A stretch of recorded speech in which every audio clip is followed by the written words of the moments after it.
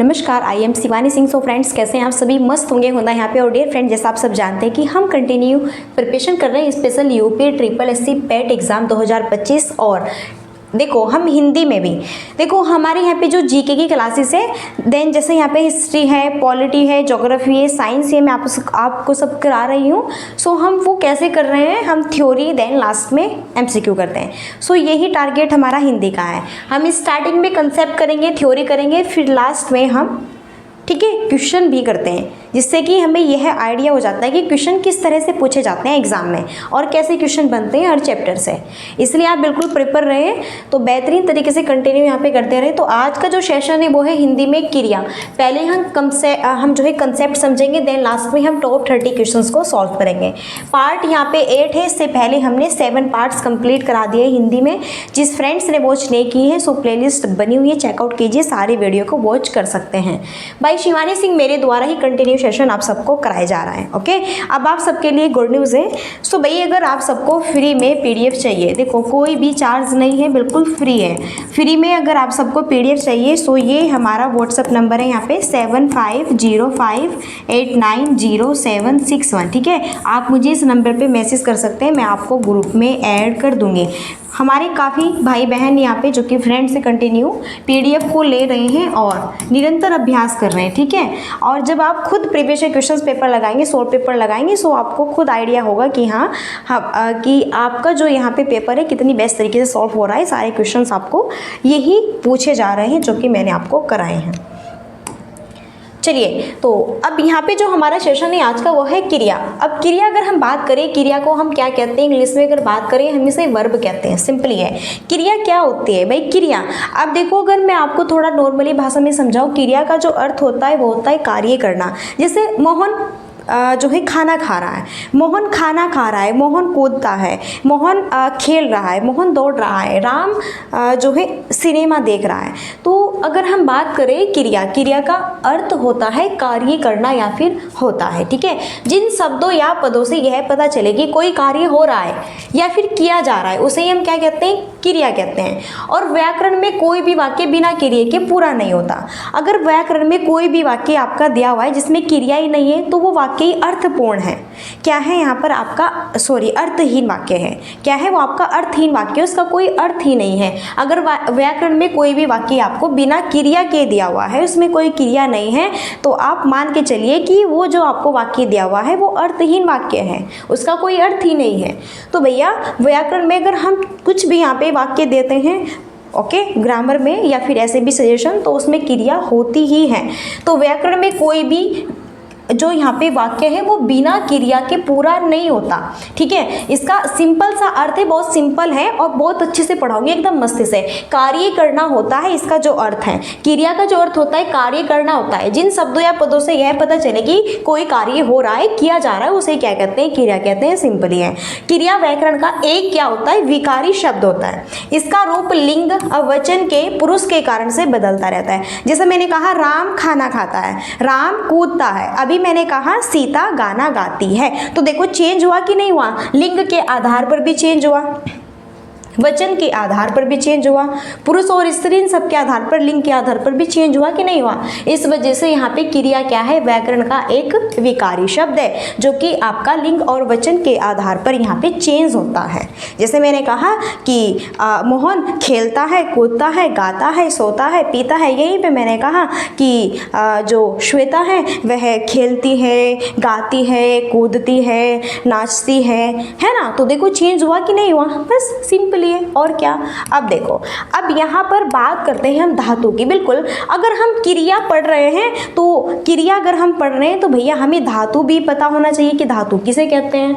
तो धातु की बात करें, जिस मूल शब्द से क्रिया का निर्माण होता है उसे ही धातु कहते हैं। और धातु में ना जोड़कर क्रिया बनाई जाती है। जैसे देखो धातु क्या होता है, अगर हम बात करें जिस मूल शब्द से क्रिया का जन्म होता है, तो जिस मूल शब्द से क्रिया का जन्म होता है, क्या भाई? जिस मूल शब्द से क्रिया का जन्म होता है वही क्या कहलाती है, आपकी धातु कहलाती है। जैसे आपने देखा है कि पट धातु, लिख धातु, हस धातु, है ना, तो यहाँ पे पट का पठत, पठंती, पठत इस तरह से हम बनाते हैं ना, तो वही है सेम आपका, यही क्या है, धातु है। तो यहाँ पर देखो फिर कहा है धातु में अगर हम ना जोड़ देंगे तो फिर वह हमारी क्रिया बन जाएगी। जैसे यहाँ पे खा है तो खा धातु है, पढ़ धातु है, लिख धातु है, जा क्या है, धातु है। जैसे ही हमने इसमें प्लस ना किया फिर यह खाना है, पढ़ना है, लिखना है, जाना है, तो यहाँ पर ये क्या हो गई, आपकी क्रिया हो गई। राम खाना खाता है, वह स्कूल में जाता है, या फिर वह पत्र लिखता है या फिर लिखती है, या फिर पत्र लिखना है,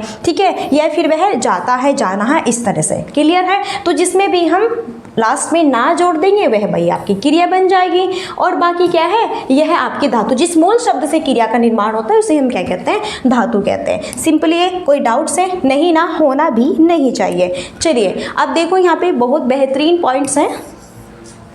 अब देखो शब्द निर्माण के विचार से धातु भी दो प्रकार के होते हैं। वैसे तो धातु दो ही प्रकार की होती है लेकिन यहाँ पे चार दी हुई है, लेकिन जो धातु होती है दो प्रकार की होती है लेकिन चार होती है, ठीक है, मेनली। तो देखो एक तो आपकी जो मेन होती है मूल धातु होती है, सेकंड जो होती है वो सामान्य धातु होते हैं। मूल धातु वह होती है भैया जिसका यहाँ पे निर्माण जन्म जो है क्रिया से होता है। जैसे यहाँ पे मैंने कहा ना हस धातु है, जैसे मैंने कहा यहाँ पे खा धातु है, जैसे मैंने कहा यहाँ पे जा धातु है, तो उसमें ना जोड़ देंगे तो क्रिया बन जाएगी।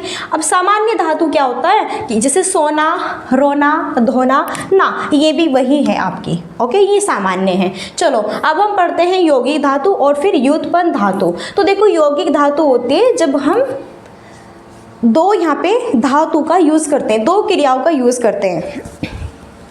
जैसे मैंने कहा खाना पीना, तो दो धातु का यूज हुआ, दो क्रियाओं का यूज हुआ। जैसे मैंने कहा पढ़ना लिखना, तो यहाँ पे मैंने दो क्रियाओं का यूज किया, तो यह क्या होती है, यौगिक धातु होती है। जैसे मैंने कहा पढ़ना लिखना, तो पढ़ना से पढ़ धातु है, लिखना से लिख धातु है, तो ना लगा दिया तो क्या बन गई, क्रिया। तो यही क्या है, यौगिक धातु है। यही क्या है भैया, यौगिक धातु है। ओके, फिर यहाँ पे व्युत्पन्न धातु क्या होता है, जैसे यहाँ पे पढ़ तो वाना लगा दिया, बुल तो वाना लगा दिया, ठीक है, इस तरह से। जैसे पढ़वाना, पढ़ से पढ़वाना, बुलवा से बुलवाना, लिखवा से लिखवाना, ठीक है, लिख से लिखवाना, है ना। तो इस तरह से भैया यहाँ पर ये क्या होगी, आपकी व्युत्पन्न धातु के अंतर्गत आएगी। क्लियर है सारी चीज़ें, कोई डाउट्स नहीं ना, होना भी नहीं चाहिए। अब आगे बढ़ते हैं नेक्स्ट। अब यहाँ पे देखो क्रिया के भेद क्रम जाति तथा रचना के आधार पर क्रिया के दो भेद होते हैं। अब यहाँ से स्टार्ट होती है क्रिया का जो आपका मेनली चैप्टर है वो यहाँ से स्टार्ट होता है आपका क्रिया का, ठीक है। क्रिया के भेद क्रम जाति तथा रचना के आधार पर क्रिया के दो भेद होते हैं, एक अकर्मक क्रिया होता है और एक सकर्मक क्रिया होता है। बिल्कुल सबने पढ़ा है अकर्मक क्रिया। अब देखो मैं आपको डेफिनेशन नहीं बताऊंगी, नहीं मैं परिभाषा बताऊंगी, हाँ बस दो बातें बताऊंगी। मैंने कहा अकर्मक क्रिया, मैंने कहा सकर्मक क्रिया। मैं कहूँगी इसका विच्छेद करो, मैं क्या कहूंगी, इनका विच्छेद करो। अकर्मक का विच्छेद कीजिए, आ प्लस कर्मक, आ प्लस कर्मक, ओके, बस विच्छेद कीजिए। मैंने कहा सकर्मक का विच्छेद कीजिए, स प्लस कर्मक, सा प्लस कर्मक। तो अकर्मक इसमें कर्म नहीं होता, सकर्मक इसमें कर्म होता है, तो अकर्मक में कर्म नहीं होता, अकर्मक में कर्म नहीं होता। क्या नहीं होता, कर्म नहीं होता। यह सिर्फ और सिर्फ कर्ता पर ही डिपेंड होता है, यह सिर्फ और सिर्फ कर्ता पर ही डिपेंड होता है। मैंने कहा सकर्मक क्रिया, इसमें कर्म होता है। मैंने कहा सकर्मक क्रिया तो इसमें कर्म होता है, इसमें कर्ता कर्म होता है। जैसे फॉर एग्जाम्पल मैं आपको समझाऊंगी, ठीक है। देखो अकर्मक क्रिया कोई परिभाषा नहीं बताऊंगी, सकर्मक क्रिया कोई परिभाषा नहीं बताऊंगी, ओनली यहाँ पे विच्छेद करो। अकर्मक जिसमें कोई कर्म ही नहीं हो, सकर्मक जिसमें कर्म होता है। अब अगर हम यहाँ पे फॉर एग्जाम्पल देखो अकर्मक का एग्जाम्पल अगर हम यहाँ पे देखते हैं तो डियर फ्रेंड्स आप देखो, जैसे मैंने कहा राम खेलता है, मैंने कहा राम खेलता है, ओके। यहीं पर मैंने एक एग्जाम्पल लिया है, राम क्रिकेट खेलता है, राम क्रिकेट खेलता है। तो यहाँ पे देखो राम खेलता है, तो भैया राम क्या है, करता है। राम क्या है, करता है। खेलता क्या है भैया, क्रिया है। खेलता क्या है, क्रिया है। और है क्या है, ये आपकी मेन वर्ब है। क्या है, यह आपकी सहायक क्रिया है। यह क्या है भैया, सहायक क्रिया है। तो डियर फ्रेंड्स यहाँ पे देखो मैंने कहा जिसमें कर्म नहीं होता, मैंने कहा जिसमें कर्म नहीं होता, तो यहाँ पे करता है और क्रिया है। अब ये बताओ राम खेलता है, क्या खेलता है राम? अरे भैया राम क्या खेलता है, हमें कोई सेशन हो रहा है नहीं ना। यहाँ पे कहा राम क्रिकेट खेलता है, तो अब देखो यहाँ पे क्रिकेट खेलता है, तो यहाँ पे राम क्या है, करता है, सब्जेक्ट है, और क्रिकेट क्या है, यहाँ पे कर्म है। क्या है भैया, कर्म है। और यहीं पे खेलता क्या है, क्रिया है। और है क्या है, सहायक क्रिया है। तो बताइए समझ आया कि नहीं आया? अकर्मक क्रिया और सकर्मक क्रिया, ये दोनों एग्जाम्पल से आपका क्लियर हुआ कि नहीं हुआ? बताइए समझ आया कि नहीं आया? ओके, समझ आया ना? चलो अब यहाँ पे देखो, अब हम यहाँ पे बिल्कुल 1 बाय 1 अच्छे से पढ़ेंगे। सबसे पहले हम पढ़ने वाले हैं अकर्मक क्रिया।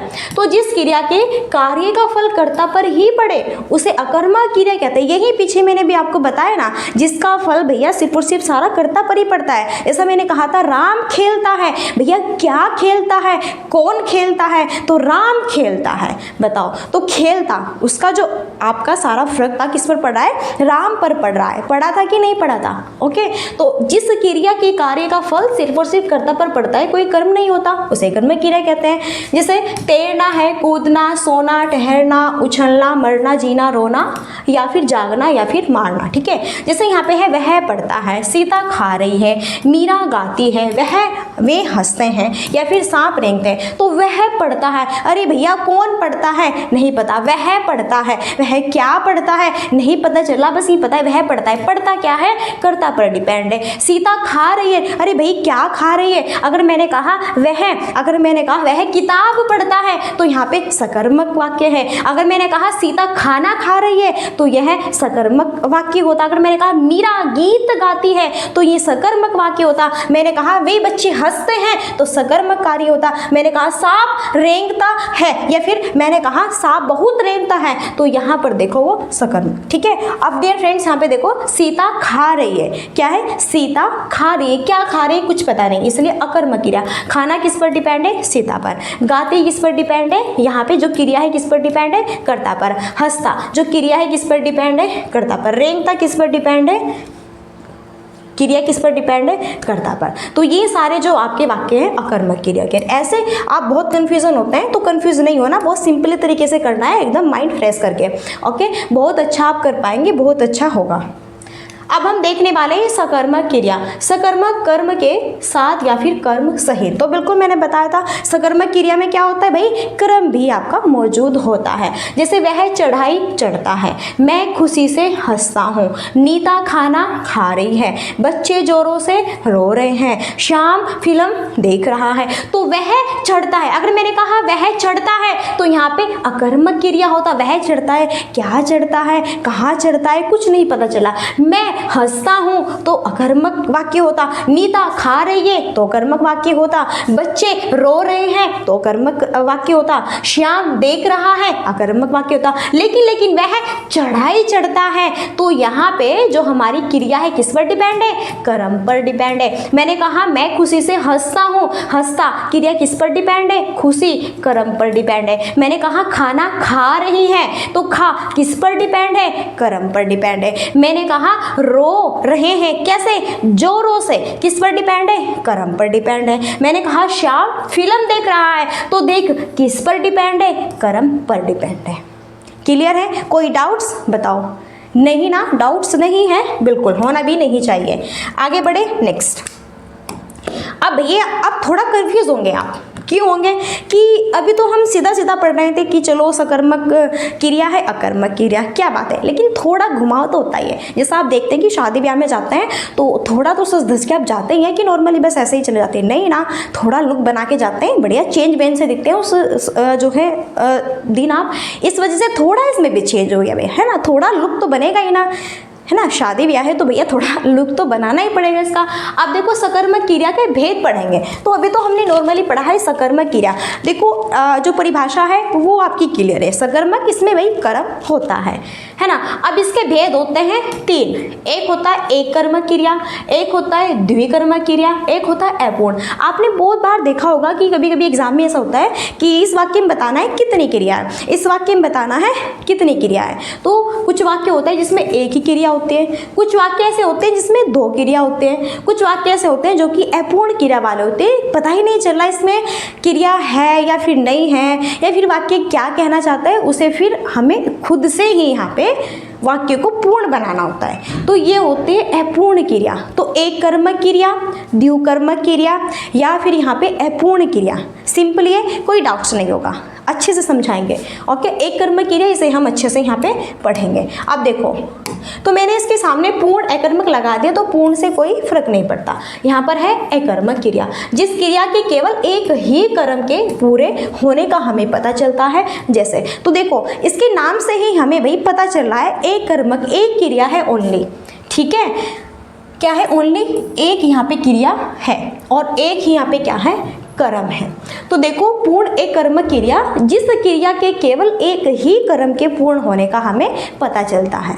ठीक है, क्लियर? अब देखो फॉर एग्जांपल, जैसे हमने एग्जांपल दिया कि वह रोटी खाता है, या फिर श्याम टीवी देख रहा है, या फिर नौकर झाड़ू लगा रहा है। तो देखो वह रोटी खाता है, तो यहाँ पे जो कर्म है, यहाँ पर जो कर्म है ओनली एक कर्म है। क्या है? ओनली यहाँ पे एक कर्म है, रोटी। बताओ यहाँ पे कितने कर्म है इस वाक्य में? ओनली एक ही तो कर्म है, वह रोटी खाता है, तो ओनली एक कर्म है कि नहीं है इसमें? फिर मैंने कहा श्याम टीवी देखता है, तो क्या देख रहा है भैया? टीवी देख रहा है। अगर हम कहें श्याम टीवी और कुछ और भी लगा दें इसके सामने कि श्याम ये वो देखता है, तो फिर देवकर्मक हो जाता है यहाँ पे। बस सिंपल है। नौकर झाड़ू लगा रहा है, क्या लगा रहा है? झाड़ू। तो एक ही तो कर्म है यहाँ पे, है कि नहीं? एक ही कर्म। तो बस ये होता है एक कर्म क्रिया, बहुत सिंपल है। चलो अब आगे हम देखते हैं पूर्ण द्विकर्मक क्रिया। अब हम देखते हैं यहाँ पे द्विकर्मक क्रिया। तो भाई 2 क्रम वाला, देखो सिंपली पहला जो कर्म होगा प्राणीवाचक होगा, पहला जो कर्म होगा प्राणीवाचक होगा। ये थोड़ा ट्रिक है जानने की, ये थोड़ा ट्रिक है जानने की आप सबके लिए। देखो पहला जो कर्म होगा भाई कैसा होगा? प्राणीवाचक होगा। और भाई दूसरा जो कर्म होगा वो निर्जीव होगा, है ना। वो क्या होगा? निर्जीव, सजीव नहीं है, निर्जीव होगा बेचारा। ओके, सांस वास नहीं चलती उसमें। ठीक है, थोड़ा मस्ती से पढ़ के। प्राणीवाचक यहाँ पे सांसें चल रही है बढ़िया भर भर के। ओके चलो, फर्स्ट है सोहन ने गुरु जी को प्रणाम किया। तो सोहन ने किसे प्रणाम किया? तो यहाँ पे गुरु और क्या? प्रणाम। इसमें 2 कर्म हो गए। तो नर्स रोगी को दवा पिलाती है, किसे? रोगी को क्या पिलाती है? दवा पिलाती है। श्याम अपने भाई के साथ टीवी देखता है, किसके साथ में? भाई के साथ में क्या देख रहा है? टीवी देख रहा है। नौकर फिनाइल से पोछा लगा रहा है, तो कैसे? फिनाइल से क्या? पोछा। तो फिनाइल और पोछा 2 है, भाई और टीवी है, रोगी और दवा। अब यहाँ खुद देखो, अरे भाई गुरु देखो प्राणी है कि नहीं है? प्रणाम, क्या प्राणी है? निर्जीव है ना। रोगी, अरे भाई प्राण है, प्राण है उसमें, तभी तो बीमार हो रहा है, रोग है उसे, है ना। अब दवाई दे रहे मेडिसिन है, तो निर्जीव है। भाई है, अरे भैया प्राण है उसमें, ठीक है। टीवी, क्या प्राण है टीवी में? नहीं ना। फिनाइल, अब देखो यहाँ पे फिनाइल प्राणीवाचक, फिर यहाँ पे क्या? पोछा लगा रहा है। ओके, इस तरह से क्लियर। अब ये मत कहना कि क्या फिनाइल है यहाँ पे, इसमें भी भाई प्राण है। ठीक है, देखो कुछ वाक्य ऐसे भी होते हैं जिससे आप गुमराह भी हो सकते हैं, लेकिन सेशन ज़्यादातर यहाँ पे ये होगा कि पहला कर्म जो है प्राणीवाचक होगा, प्राणी का सजेशन करेगा, देन दूसरा निर्जीव। ओके चलो, आई होप सारी चीज़ें क्लियर हैं, कोई डाउट्स नहीं है ना। अब यहाँ पे हम देखने वाले अपूर्ण क्रिया। थर्ड यहाँ पे हमारा है अपूर्ण क्रिया। जब क्रिया के होते हुए तथा क्रिया और कर्म के रहते हुए भी अकर्मक और सकर्मक क्रिया स्पष्ट अर्थ न दे, वहाँ पर अपूर्ण। देखो यहाँ पे ये भी है कि भैया क्रिया भी है और कर्म भी है, और अकर्मक और सकर्मक फिर भी हमें कुछ पता नहीं चल रहा क्या है क्या नहीं, अटपटा सा ही वाक्य दिया हुआ है, तो वह क्या है? अपूर्ण क्रिया है। इनके अर्थों को पूरा करने के लिए जिन शब्दों का प्रयोग हम करते हैं उसे क्या कहते हैं? पूरक कहते हैं। जैसे फॉर एग्जाम्पल मैं आपको आगे दिखाऊंगी। जैसे यहाँ पे है महात्मा गांधी थे, तुम हो। तो ये देखो ये वाक्य महात्मा गांधी थे, तुम हो। तो महात्मा गांधी थे क्या थे? एक अपूर्ण सा वाक्य दिख रहा है। महात्मा गांधी एक अपूर्ण सा वाक्य। भाई महात्मा गांधी थे, क्या थे महात्मा गांधी? तुम हो, तुम क्या हो? क्या चीज़ हो? क्या बला हो? हमें नहीं पता, खुल के बताओ ना, सही से बताओ, सही से वाक्य दो। ठीक है, क्यों गुमराह कर रहे हो? तो महात्मा गांधी थे। अब मैंने कहा महात्मा गांधी राष्ट्रपति थे, राष्ट्रपिता थे, राष्ट्रपिता थे, ठीक है, यहाँ पे राष्ट्रपिता होगा, ठीक है, इसे सही कर लेना। फिर यहाँ पे तुम हो, क्या हो, तुम बुद्धिमान हो, तुम क्या हो, बुद्धिमान हो। तो अपूर्ण वाक्य ये है आपके, और यहाँ पे ये पूर्ण वाक्य बना दिए। अब अपूर्ण क्रिया के भी भाई भेद होते हैं, एक होता है अपूर्ण अकर्मक क्रिया, एक होता है अपूर्ण सकर्मक क्रिया। अब आप कहेंगे ये क्या भला है, बिल्कुल नहीं, टेंशन ना लो, कुछ ज़्यादा, ठीक है, हाई ज़्यादा नहीं है, सिंपली समझाऊंगी। यहाँ पे देखो, अब देखो अपूर्ण अकर्मक क्रिया और यहाँ पे अपूर्ण सकर्मक क्रिया। तो अपूर्ण अकर्मक क्रिया इसमें कर्ता स्पष्ट नहीं होगा, अपूर्ण है ना। देखो अगर अकर्मक क्रिया है तो सिंपली में पता है कर्म नहीं है, लेकिन यहाँ पे ध्यान से अपूर्ण वाक्य है तो यहाँ पे कर्ता स्पष्ट नहीं होगा, कर्म की बात नहीं है, यहाँ पे कर्ता स्पष्ट नहीं होगा, अपोजिट है, यहाँ पे कर्ता अपोजिट है। और यहाँ पे अपूर्ण सकर्मक में तो भैया आपको पता है ना, इसमें कर्म तो होता ही है, लेकिन यहाँ पे कर्म स्पष्ट नहीं होता, कर्म यहाँ पे क्या है, स्पष्ट नहीं होता। तो यही क्या है, क्योंकि आगे अपूर्ण लगा है। तो देखो अतः इनके अर्थ को स्पष्ट करने के लिए इनके साथ में कोई संज्ञा या फिर विशेषण का पूरक लगाया जाता है। अगर हमें इनके अर्थ को स्पष्ट करना है, इसके साथ में हमें कोई संज्ञा या फिर कोई विशेषण का शब्द लगाना होगा। जैसे यहाँ पे फॉर एग्जाम्पल, वह रहा, आपने उसे बनाया। अरे भैया वह रहा, वह क्या रहा, क्या रहा वह, आपने उसे बनाया। अरे भैया आपने क्या बनाया, तो वह रहा, क्या रहा, बीमार रहा। तो बीमार यहाँ पे देखो संज्ञा विशेषण में से कोई शब्द लगा दिया। तो आपने उसे बनाया, कि अरे भाई क्या बनाया, आपने उसे महान बनाया। और क्या बनाया, क्या बनाया, महान, हमने देखो विशेषण लगा दिया, ठीक है। तो अपूर्ण यहाँ पे जो अकर्मक क्रिया और अपूर्ण सकर्मक क्रिया होती है, तो इसके साथ में हमें संज्ञा प्लस विशेषण का कुछ ऐसा शब्द लगाना होता है जिससे यहाँ पे हमें यह वाक्य पूर्ण लगे।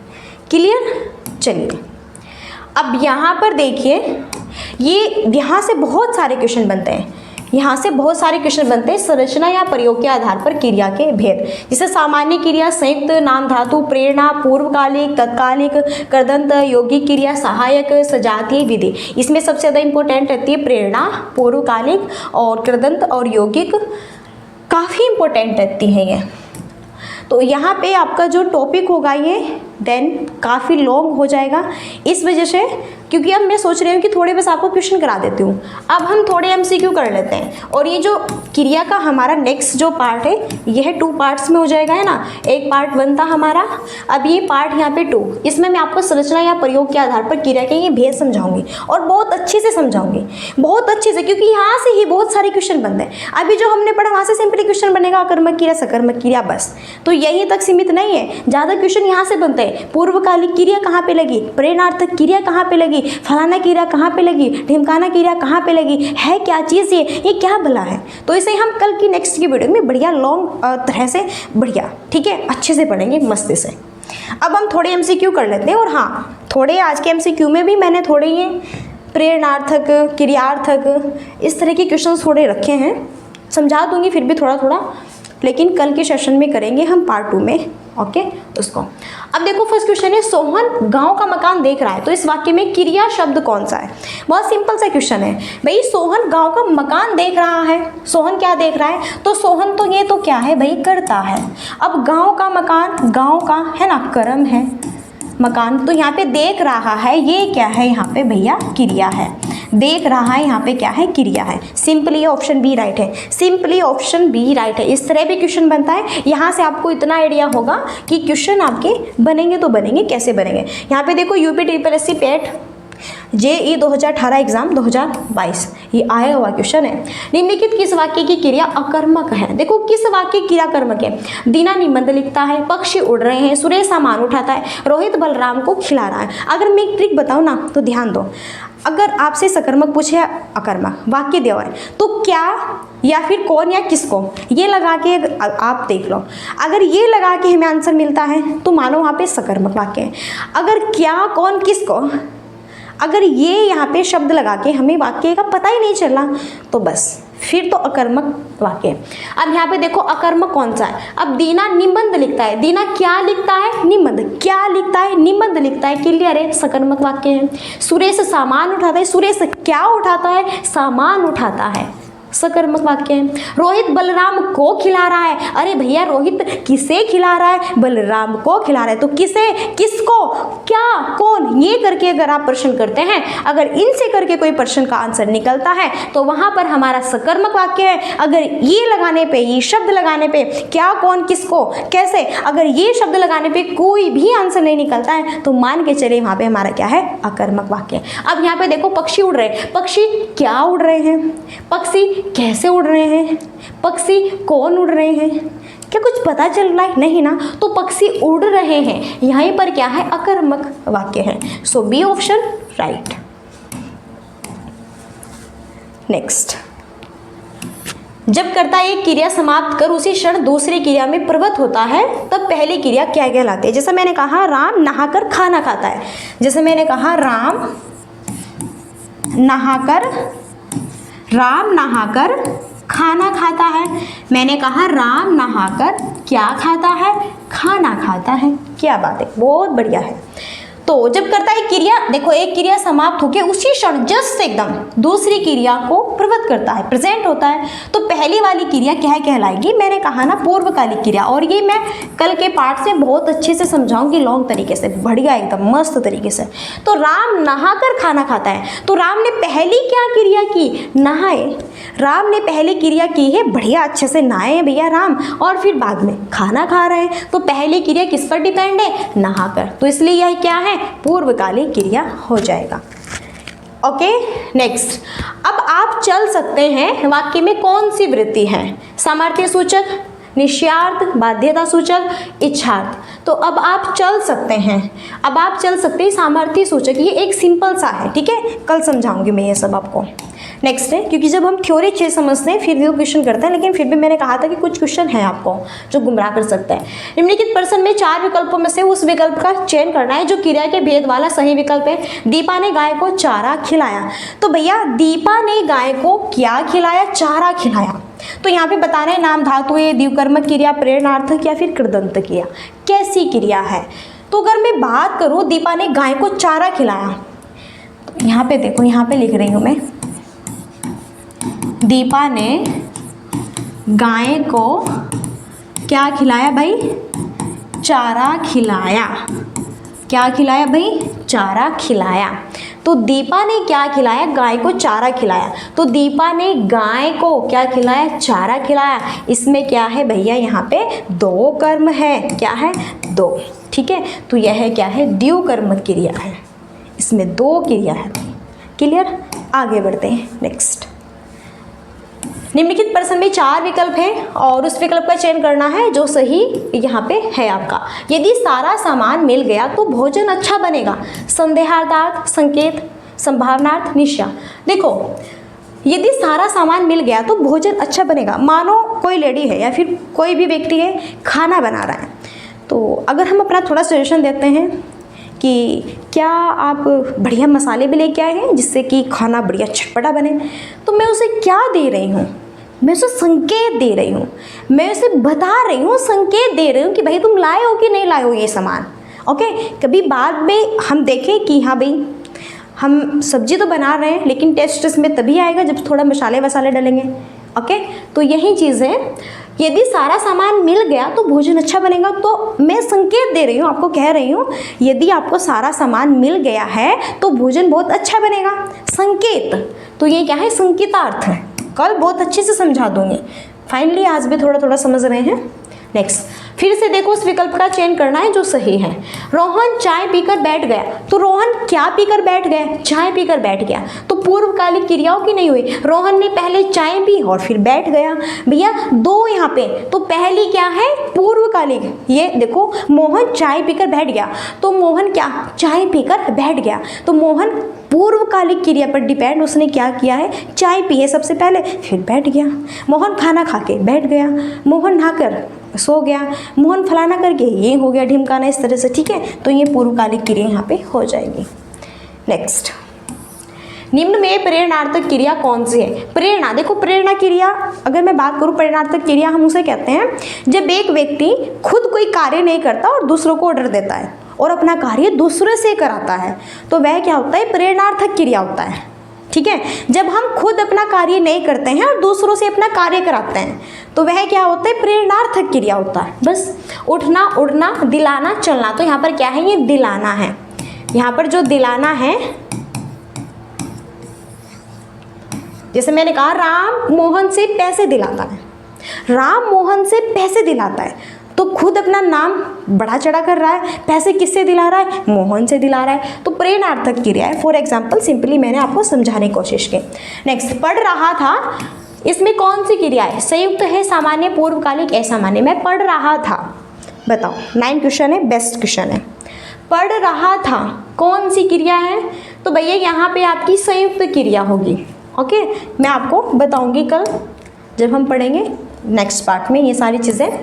जिस क्रिया से संचालित व्यापार का फल कर्ता को छोड़कर कर्म पर पड़ता है उसे कौन सी क्रिया कहते हैं। क्या बात है, और ये क्वेश्चन आपके लिए रहता है, ये क्वेश्चन आपके लिए होमवर्क रहता है, ये क्वेश्चन आपके लिए होमवर्क रहता है। बहुत सिंपल है, बता रही हूँ। जिस क्रिया से संचालित व्यापार का फल कर्ता को छोड़कर कर्म पर, देखो कर्ता को छोड़कर, जिस वाक्य में कर्ता को छोड़कर कर्म पर पड़ता है उसका पूरा प्रभाव, उसे हम सकर्मक कहेंगे, अकर्मक कहेंगे। बस ये बताना है सकर्मक या फिर अकर्मक। आपके लिए होमवर्क है, कमेंट बॉक्स में बताइएगा इसका सही आंसर। ओके, बिल्कुल देखते हैं कि आप कितना पढ़ रहे हैं कितना नहीं। बहुत सिंपल क्वेश्चन है, अगर आप इसका आंसर देते हैं तो समझो बहुत अच्छा कर रहे हैं।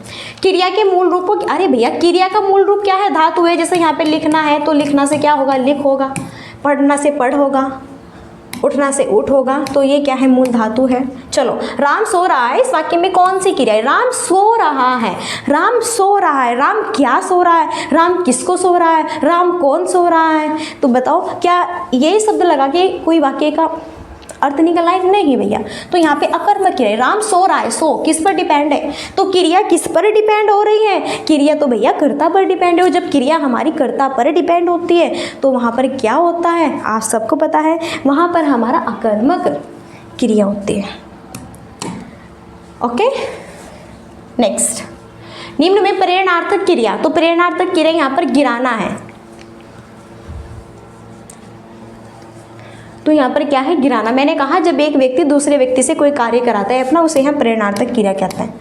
चलो, इसमें सकर्मक क्रिया छांटना है, सकर्मक क्रिया, चलना, सोना, मुस्कुराना, लिखना। तो सकर्मक क्रिया यहाँ पे क्या है,